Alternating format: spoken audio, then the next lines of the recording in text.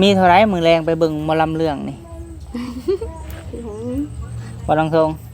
บ่มีบ่มีเรื่องมันแพงน้อย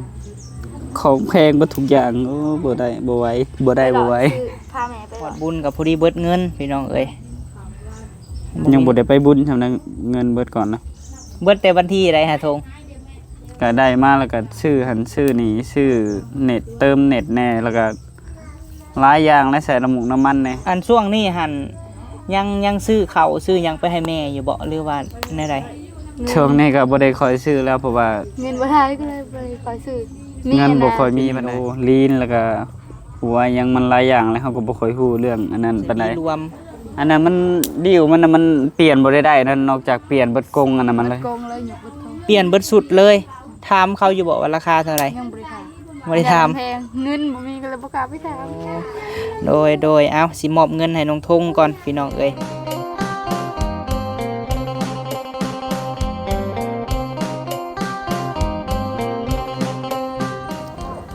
กราบทักทายสบายดีพ่อแม่พี่น้องเนาะ FC ที่หักแพงเบาพอมีสุขุสุคนเด้อพี่น้องเอ้ยพบพ่อกับเบาพอมีอีกแล้วพี่น้องเอ้ยเอาพบพ่อกันอยู่เฮือนน้องทงเนาะพี่น้องเนาะมื้อนี้เข้ามาอีกแล้วพี่น้องเอ้ยมีทางแม่เนาะแม่หักเพิ่นพุ่นแหละพี่น้องเอ้ยที่หักแพงของน้องทงกับน้องสาเพิ่นก็ว่าเอาสิเป็นจังไดกะหักแพงคือเก่าเพิ่นว่าพี่น้องเอ้ยทำข่าวเรื่องงานแต่งเนาะกะคือเฮาได้แจ้งไปนั่นแหละพี่น้องเอ้ยว่าตอนนี้กะน้องทงก็ยังเก็บเงินโฮมเงินให้แม่เฒ่าเก็บไว้ก่อนพี่น้องเอ้ยยังบ่ได้กะจักเดือน 1-2 ล้านเนาะหรือว่า 3-4 ล้านก็ดีแต่ละเดือนให้มันพอแล้วก็จังเมื่อพี่น้องเอ้ยโอ้น้องสาสบายดีเด้อสาสบายดีโดยมาขัวขึ้นบ่ถึงข้างหลังจ้ะโดยปลูกมักทั่วบ่โซนนี่ฮะโอ้ปลูกง่ายก็ขึ้นทุกง่ายดีเนาะคือปลูกลายแท้คุมหนึ่งคือใส่ลายแท้คิดว่ามันสิบ่เกิดแรกๆนะลกออกบ่เลยหรือว่าเฮ็ดจังไดงามดีอ่ะโดยเบทงหอบหวานโอ้ปลูกเบิดแล้วแหละแถวนี้เนาะปลูกพอได้กินเฮ็ดหาสบายดีเด้อทงเด้อโดยฮะมียังกันนะฮะวัสลีนวิกซูรีนลืมแล้วข่อยก็ได้พี่น้องเอ้ยสิเอาเบียร์เขาอีกตู้มาปลูกมันใหญ่เลยโดยจะเปิดมีเพิ่นให้ลกออกเลยไผให้ลกออกแม่ FC มันมีให้ทุกเพิ่นว่ามันบ่มีหม่องปลูกแล้วบ่มีหม่องปลูกแล้วให้ปลูกผักบ่ใส่พุ่นอยู่บ่ซาคือนานใหญ่แท้ใส่ขี้เลื่อยบ่จักว่าพุ่นแห้งพวกบ่จักเนาะนานใหญ่อยู่เลยพี่น้องเอ้ยหรือว่าคันถ้าอยากได้หลายนานแล้วก็ขุดนานอีกแล้วก็แผ่นออกแบบนั้นก็ได้คือกันเนาะผักกาดดอกนี่เขาเห็นเขาขายในตลาดหมัด15บ่โดยจักมื้อแล้วปลูกในทงคือยังน้อยๆอยู่เนาะถิดแล้วบ่เป็นถิดแล้วบ่ไอ้ทงหอยบ่ก็บ่ฮู้บ่ได้ไล่เลยบ่ได้ไล่ปลูกไปเนาะแม่นโอ้มันคือนั่นใหญ่กว่ามันคือแบบแค่แยะอยู่เนาะฮอดอันน่ะบ่แสนในผักแบบหวานเลยได้โอ้ผักบ่งก็เพื่อสิขึ้นลกหญ้ามันหญ้าอันนู้นนี่ดินมันแข็งอีหลีอันนี้หั่นดินแบบมันแจบเนาะดินแจบแบบมาปลูกต้องหาพุ่นแบบขี้งัวขี้แบะขี้งัวมาใส่หั่นนะเอาขี้ไก่เด้ในพุ่นขี้งัวขี้ไก่มาใส่ในน่ะเตาถ่านดิขี้ไก่อยู่อันคอกบ่บนบ่แม่นเราบอกให้ข่อยไปเอาเพิ่งเติบได้เนาะเพราะว่ามันยังบ่ใหญ่พี่น้องเอ้ยหญ้ามันสิขึ้นสงสัยคุณเจ้าใส่ฝุ่นลายแล้วมันตุยบ่จักนี่ฮะห้าก็ใส่2เทื่อเลยโอ้แม่ฝุ่นนี่มันแห้งโพดได้ฝุ่นกีทานนี่แต่ว่าอันนี้พังหอมไปเรื่อยนี่งามอยู่เนาะอันนี้เนาะแม่มันเกิดเต็มบ่ได้เฮาซับออกบ่ได้สบายดีเด้อลินเด้อโดยบ่ได้ไปเลาะบุญบ่ตอนค่ำโพโอ้ยืมเงินน้องลินนี่นะไปเที่ยวบุญนี่มีให้บ่พอมียืมอยู่บ่50,000 กีบป้าได้ลูกเอาเงินไม่ใช้50นะเอานำอ้ายอยู่เลยโอ้ไอ้ทงเอาให้แม่นเอาให้เพิ่นแต่เมื่อคืนนี้ส่วนน้องดีเพิ่นก็ขอนำแม่เพิ่น 50,000นั่น ผู้แม่50พุ่นบ่มาแบ่งบ่พอมีเนี่ยมา เพิ่นลิ้นเบิดแล้ว เบิดเลย ขึ้นสไลเดอร์30ซื้อกินเช้า โอ้ พัน แพงได้สไลเดอร์ยังเด้นี่ อันได้เงินเดือนเลยให้น้องติให้น้องลิน ให้ ละน้อยได้ให้เท่าไรละน้อย ละน้อยเพิ่นบ่ได้มา เพิ่นยังบ่ได้มา โดย เพิ่นอยู่นำแม่เพิ่นแชทมาอยู่ว่าดีสิมามื้อใดเพิ่นว่า โดย น้องดีสิมามื้อใดวะ อื ส ม งสัยเพิ่นสิมาเลาะบุญน่ะมื้อแรง น้องดีเพิ่นติดลิ้นอยู่ในนี่แล้วเพิ่น ติดผู้ว่าเอา ติดผู้บ่า ติ ว ดน้องติดน้องข่อย ใช่ว่าไป หยอกซื่อๆหยอกซื่อ ไอ้ช่วงนี้ก็สิเห็นน้องทงปลูกผักกับเมียพี่น้องเอ้ยเฮ็ดนานปลูกผักแปลงทั้งหน้าได้สะทง ทางหน้ายังบ่ได้เฮ็ด บ่อยากให้ไอ้ทงเฮ็ดนั้นพักเลยอยากเอาเบี้ยพัก ยังบ่มีอันนั้นเด้ยัง กินรอดจุมเจ้านะ ได้ยังกินฮะหิวอยู่ได้ตอนนี้ฮะ มงน้ำไม้ โอ้เป็นตาแซ่บแท้ กินเลยหัวหมู เออ เอาของกินสู่ไอ้กอกกินเพราะว่า ซื้อปอกบ่เพิ่นนะ เอ้ยกอกกอก โอ้สาวทุ่มมาหั่นบ่ แม่น คอยเสิร์นเราจังได ไผไปหับน้องสาวบ่ไปหับมา บางคนเขาเอิ้นน้อย อันนี้เขา โอ้ เอิ้น คอย กอก เสิร์นจังไดล่ะบัดนี้คอยบ่ฮู้ สาวน้อยที่ว่าเพิ่นมาอยู่ตูบแม่เฒ่าค่ำหันเนาะ แม่น เป็นพี่น้องกับแม่เจ้าเลยคอยสิเอิ้นเราจังได เอาเอิ้นย่าแล้วว่า เอิ้นเราหยาน่ะ โดย อันนี้ก็บ่ฮู้ บ่ฮู้สิเอิ้นบ่มีแต่เอิ้นเอื้อยบ่ ฮอดบ่ได้เอิ้นอยู่ซื่อ ป้าไปทางหน้าผู้ก็ได้เนาะเพิ่นลกหญ้าพี่น้องเอ้ย ทางหน้ามีแต่เบียร์ไปตู่แล้ว โดย ก็สิเอาให้แม่ทางน้องทงมาเอาใหญ่ขึ้นละ แล้วก็ ให้แม่ทางไอ้ทงมาเอามือปลูกเพื่อนว่าใหญ่ก่อน โอ้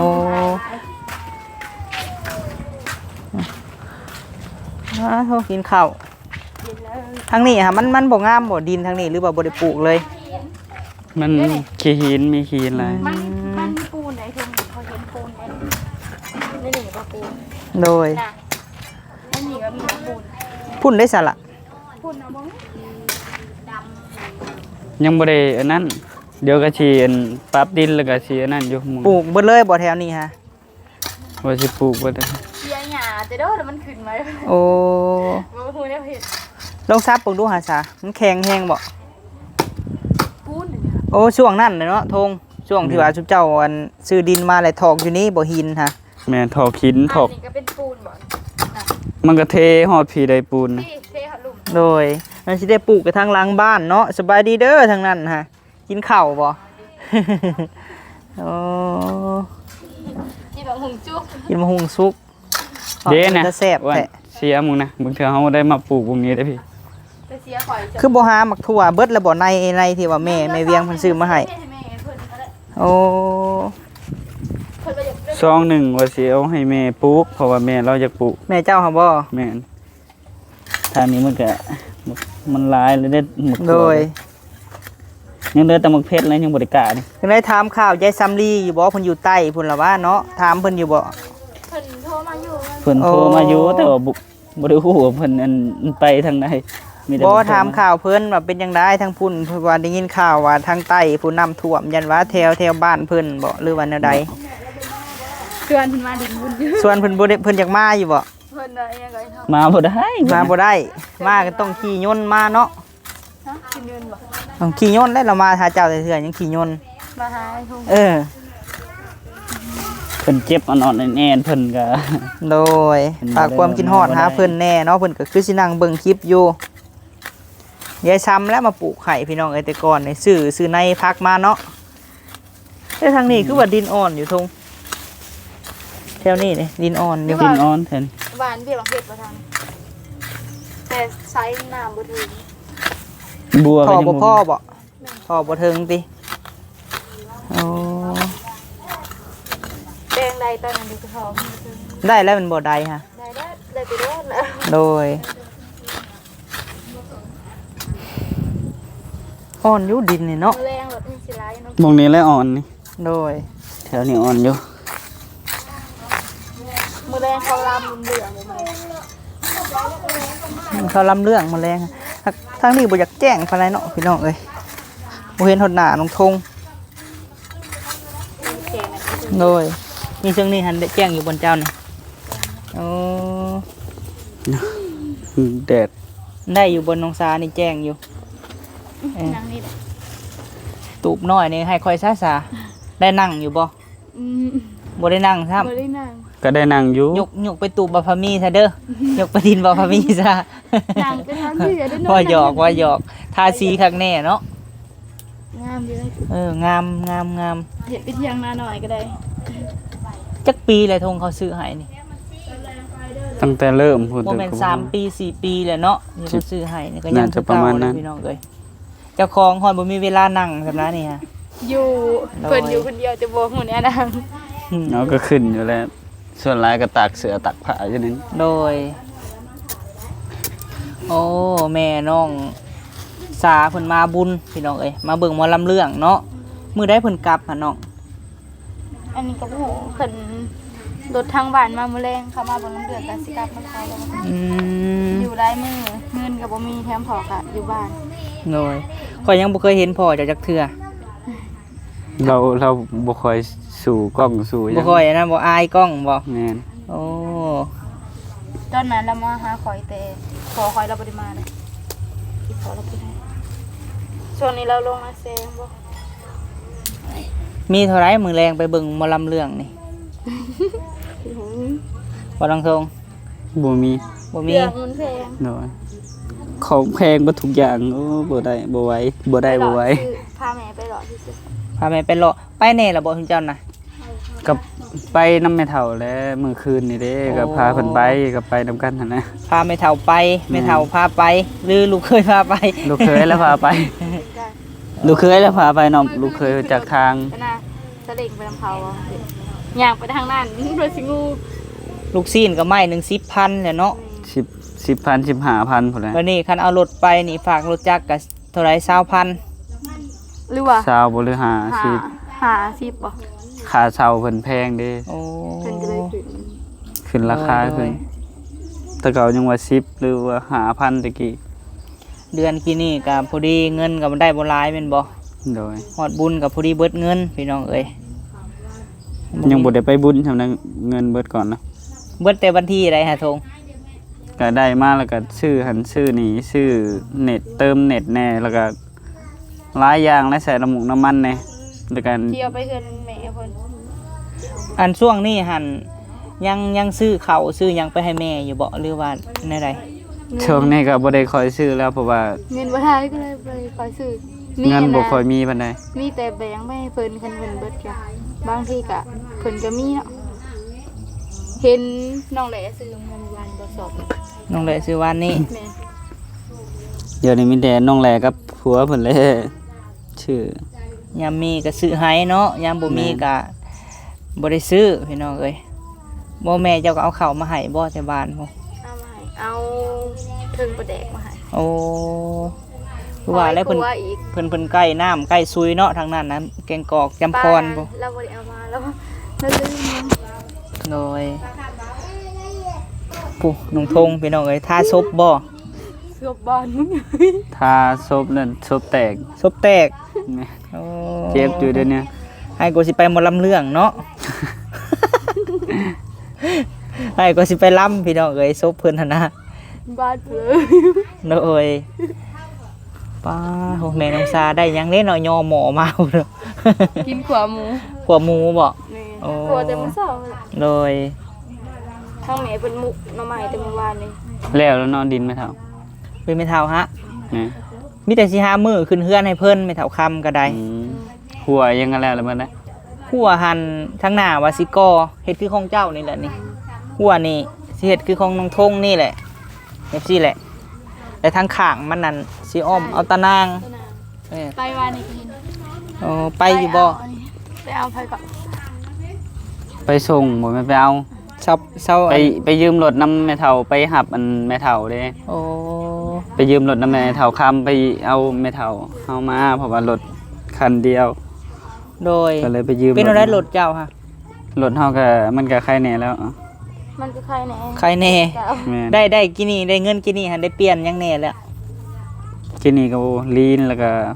หัวยังมันหลายอย่างแล้วเฮาก็บ่ค่อยฮู้เรื่องอันนั้นปานใด มีแต่ มีแต่ เช็คให้เลย มีแต่ว่าอันใดเพมีแต่เพิ่นเปลี่ยนให้เบิด สร้างบ่เบ้ฮะบ่ แม่น เพิ่นเอาน้ำแพงบ่ขามือฮะ มีแต่ ประมาณ 200,000 200,000เพิ่นเอานะแต่ ใคร ว่า แน่ยังมีสร้างเนาะคันว่าแปลงอยู่ห้านนี่แฮงเบิดหลายเด้ บัดลายกัน เพิ่นแปลงไปเพิ่นแล่นซื้อเครื่องเองอีก โอ้ แล่นซื้อเครื่องให้เองนะบ่แม่นให้เฮาไป โดย ซื้อเด้ เพิ่นไปซื้ออยู่หลักเนี่ยหลัก3น่ะ เพิ่นไปซื้อหมองที่เพิ่นนั่น คือ ไปเฮ็ด อัน เวียกนั่นแหละ ได้เงินแล้วแหละต้องถามเพิ่นว่ามันเพยังแน่แล้วเอาเงินให้เขาไปซื้ออะไรมันมาใช้บ่ แม่น โอ้คือบ่ไปแปลงอยู่ห้านใหญ่โลสะทง หันใหญ่ ไปแปลงอยู่ห้านแบบห้านที่ว่าเขาสมรถน่ะนะ จักแล้วเฮาเพิ่นเฮาเพิ่นบ่ไว้ใจอันสร้างทางอื่นเนาะเฮาเพิ่นไว้ใจอัน สร้างอันนี้ โดย มันก็อยู่ที่ก็การที่เฮาไว้ใจคือกัน จะตื่นนางนี้ ไว้ใจสร้างอันนี้เนาะ แม่น ก็แปลงไปทีละหน่อยมันก็ใครแน่ใครกูเก่าหลายเลยล่ะว่าเนาะ โดย ยังเหลือแต่อันนั้นเขาเอิ้นอีหยังมันก็ เฮาแปลงรถเฮาก็ต้องไว้ใจ ดอก เขาไว้ อีหยังก็เขาเอิ้นอันนี้ ยังเหลือแต่อันนั้นนะอันดิ้วนะมัน ดิ่วมัน กง มันเป็นอย่างดิ่วมันฮักบ่ บ่แนวใส่บีมันรวมบ่ แนวใส่บีรวม อันนั้นมันดิ้วมันน่ะมันเปลี่ยนบ่ได้นั่นนอกจากเปลี่ยนเบิดกงอันนั้นมันเลย โกงเลยหยุกเบิดเขา เปลี่ยนเบิดสุดเลยถามเขาอยู่บอกว่าราคาเท่าไหร่ ยังบ่ได้ถาม ไม่ได้ถาม แพงเงินบ่มีก็เลยบ่กล้าไปถาม ขี่ไปซะก่อนเนาะ ขึ้นได้อยู่เพราะว่าเพิ่นเอาอันนั้นห้องให้ บ่แม่น 4-5 แสนเพิ่นว่าเดี๋ยวนี้เพราะว่าแต่เก่ามันยัง3แสน โอ้คันเปลี่ยนน่ะคือเปลี่ยนยกเบิดทั้งดิ่วมันเลยทั้งอันนั้นมันเลยเห็นบ่ แม่น อัดกันหลายบ่ช่วงนั้นฮะช่วงอันนั้นเนาะ ช่วงนี้ก็หลายแหละ ช่วงรถทางน้องแหละเพิ่นเพบ่ช่วงนั้นก็ อัดกัน ลากันได้ วันนี้หันขี่สองคนก็คือสิขนาดแปลงแล้วก็แล้วแหละเนาะโดยพี่น้องเอ้ยว่าสิได้ไปบุญอยู่บ่น้องสานี่บ่มีเงินมีหยังก็แพงซ้ำเนาะ แพงหมดนี่แพงหมดทุกอย่างมีแต่สุดและอันบ่ค่อยแพงปานใด โดย ประมาณอันเท่าไหร่แหละ40-50,000 เครื่องนี่บ่อ้ายหายังบ่ได้ไปเลาะซ้ำซาเอ้ยบ่แม่นเราไปเลาะไปไกลแต่ว่าคือบ่ได้เข้าเห็นยังบ่ได้เข้าเลยจักเป็นแนวใด แต่ว่า แรงคนสิหลายแหละ แต่ว่าเขาหนเครื่องมาเบิดแล้วบ่จักเดี๋ยวนี้ คือสิหลายอยู่อ้ายก็บ่ได้ไปเจ้าเขาไปเลาะแน่แล้วเนาะได้ยังไปคืนนี้ฮะ เมื่อคืนนี้บ่ได้ยัง บ่ได้หยังเลย ทางแม่เพิ่นได้เสื้อให้น้องทางบ้าน อืม น้องผู้ใหญ่ โดยเอาถือว่าไอ้มามื้อนี้เด้อทงเด้อกะมีแม่เวียงหั่นแหละเนาะผู้เพิ่นเคยซอยเรือเจ้าผ่านมาเพิ่นกะเบิ่งคลิปเนาะเพิ่นว่าบ่เห็นลูกธงไปบุญเพิ่นว่าคือสิบ่มีเงินกับบ่มีอีหลีเนาะ โดยก็บ่มีแต่ว่า เงิน บ่มีแต่ก็ไปแม่นบ่ โดยก็พาแม่เฒ่าเพิ่นไปเด้ โดยพาแม่เฒ่าไปเลาะแล้วก็มาเนาะ โดย โดยเพิ่นก็ฝากให้300,000โดยพอได้ไปเลาะบุญจักสิได้หยังกะออกคลิปให้เพิ่นเบิ่งในเด้อเพิ่นว่าถ่ายให้เพิ่นเบิ่งแน่มีอยู่บ่แลเงินลงคลิปฮะ ก็พอมีอยู่ พอมีอยู่ โดย โอ้โดยเอาสิมอบเงินให้น้องทงก่อนพี่น้องเอ้ยโดยเนาะเอาจังใดกะสิมอบเงินให้ทางน้องทงก็เด้อทงเด้อโดย โดย ไป จำนวนเงิน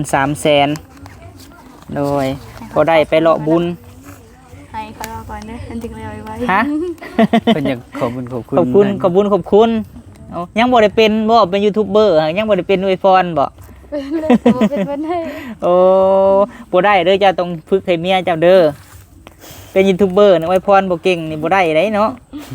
ต้องอวยพรเก่งๆจื้ออยู่บ่แม่เวียงที่เพิ่นเคยซอยมาแต่ละเทื่อฮะ ชื่อ อยู่นครหลวงเวียงจันทน์พุ่นแหละ โดย เพิ่นฝากมาให้เติมเน็ตเติมหยังหั้นแหละแต่ว่าเพิ่นว่าไปให้ทาทงเด้อเพิ่นน่ะคือสิบ่มีเงินไปบุญเพิ่นว่าก็บ่มีเนาะทงเนาะ โดย เพิ่นว่าฮอดบุญผัดยังบ่มีเงินพี่น้องเอ้ย โดย จังไดก็อวยพรอวยไสให้เพิ่นแน่ เอาก่อนทำเอา โด ก่อน ย เอาก่อนเพิ่นอยากอวยพรก่อนหมู่ เอาก็ขอบคุณทางแม่เวียงจากนครหลวงเวียงจันทน์ก็ขอให้แม่อยู่ดีมีแฮงความเจ็บอย่าได้ กราบขอบคุณทางแม่เวียงจากนครหลวงเวียงจันทน์ที่ฝากเงินมาให้ทางน้องสากับไม้ทงก็ขอให้แม่อยู่ดีมีแฮงความเจ็บจะได้ความไข่อย่าให้มีเดินทางไปไสมาไสก็ขอให้แม่ ปลอดภัยให้เจริญในหน้าที่การงานเด้อสาธุ โดยก็ขอบคุณทางแม่เวียงเพิ่นเนาะก็ สู้ หลายอย่างเลยเนาะเพิ่นผากมาให้เนาะก็ทั้งเม็ดผักหลายแนวเนาะเพิ่นผากมาให้ก็ปลูกแล้วก็ปลูกแล้วจำนวนหนึงยังเหลืออีกจำนวนหนึงก็ยังบ่ได้ปลูกเดี๋ยวได้ได้บัวก่อนหาแนวซื้อบัวก่อนเพราะว่าใช้อันนั้นบ่ถึงก็เลยว่าถ้าได้บัวแล้วสิขุดนานต่อ โดย โดย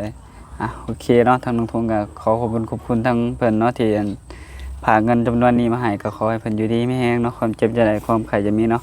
เดินทางไปไสมาไสก็ขอให้ตลอดปลอดภัยเนาะขอให้อายุมั่นขวัญยืนเนาะโดยสาธุ สาธุมียังสิให้บ่นี่ เกือบลืม หัวซุป หัวศพ หัวศพแตก บ่ม่นน้องสากระปั้นถือกระปั้นน้องสาบ่ ศพให้กว่าอนาถพี่น้องเอ้ยอ๋อโธ่ไปเลียนเอาได้กระดกกระเดียให้ศพนี่เนาะมันแห้งแล้วเอาลิ้นเลียบ่ เพิ่นว่า อืมอยู่ระวังได้เนาะจังหน่อยให้กว่าเขียดไปอยู่แล้วมันแตกนักกว่าหันเจ็บบ่ ก็เจ็บเลย โอ้เจ็บเติบอยู่เด้เนาะ เพิ่น ก็ มัก เจ็บ แกะไว้ เติบอยู่ดี โอ้ เป็นรูป คือว่า มันเจ็บมันก็รูปไปรูป สมมุติว่าอ้ายบ่ได้เอามาให้นี่ก็สิไปอยู่บ่มื้อแลงสมมุติบ่มีเงินนี่ พาแม่ไปก็ พาแม่ไปคือเก่าไปเบิ่งเนาะ ไปเลาะซื่อ เออเอาซะก็พากันไปเนาะแล้วออกคลิปให้แม่เพิ่นเบิ่งนี่เด้อจังไดก็ได้ โดย แม่เพิ่นก็ฮักแพงคือเก่าบ่ได้ป้าบ่ได้ทิ่ม ๆเลย แม่เวียงถึงสิว่าไผสิว่าแนวใดเพิ่นก็ยังเป็น FC ตัวยงคือเก่า โดย ติดตาม แม่ ตั้งแต่กี้พุ่นแหละ ติดตามตั้งแต่พอหน้าไรนี้เพิ่นว่าเนาะ โดย แต่มาฮอดปัจจุบันนี้เด็กกี้ออกไปก็มีน้องลิ้นเนาะ โดย ออกไปน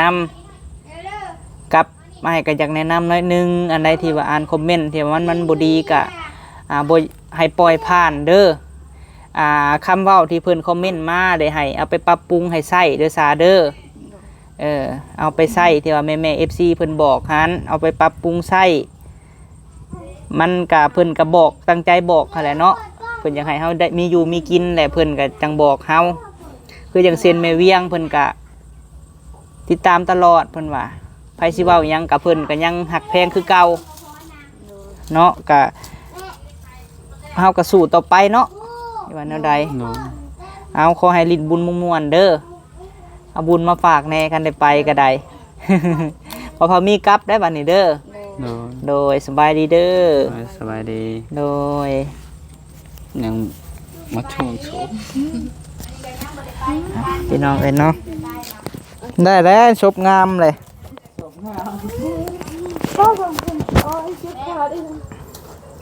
นางหลายมาโธ่สาวทุมมานี่บ่ได้ไปบุญบ่มื้อแรงนี่เนาะไปบ่มื้อแรงค่ะฮะ น้องลิ้นที่พวกกันหมด ไปเดี๋ยวกลับก่อนเด้อป้าพี่น้องเอ้ยโอเคเนาะออกมาหาน้องทงพี่น้องเอ้ยมาเยี่ยมมายามเพิ่นแหละเนาะมีทางแม่หักเพิ่นอะไรเนาะแม่ FC เพิ่นเคยซอยแล้วก็บ่มีเงินไปบุญไปศีลพี่น้องเอ้ย FC ก็ฝากมาถือว่า FC ตัวยงก็ว่าได้เนาะป้าขอบคุญขอบคุณพี่น้องเอ้ยคันบ่มีเวียกมีงานบ่พอมีก็บ่ได้เข้ามาดอกเนาะเพราะว่าเฮาก็เฮ็ดตามหน้าที่แม่ๆ FC มอบหมายให้กับมาพี่น้องเอ้ยเพราะว่าได้ยินข่าวว่าลูกเพิ่น